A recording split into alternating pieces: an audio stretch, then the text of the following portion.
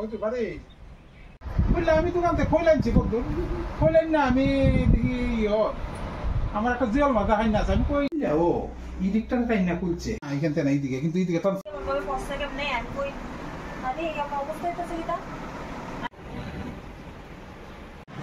কি হয়েছে আপনার বাড়িতে?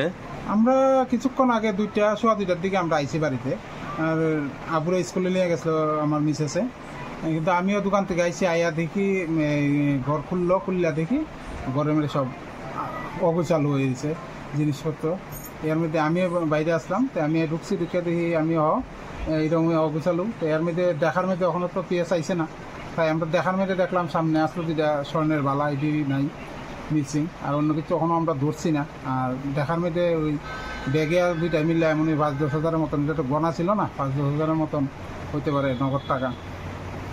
আপনার কিরকম মানে ধারণা যে কয়টা নাগাদে চুরিটা হইতে পারে? আমরা তো 10:30টার সময় ওইখান থেকে গেছি আমার ছেলেরা স্কুলে নিয়ে গেছে ওর মা আমিও দোকানে গেছি কিন্তু তারপরেই হইব।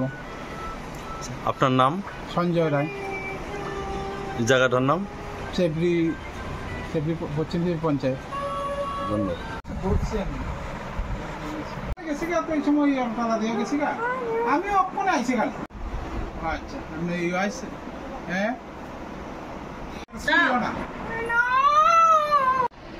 এর মধ্যে দরকার খুলছে খুললে সুর আইছে নাকি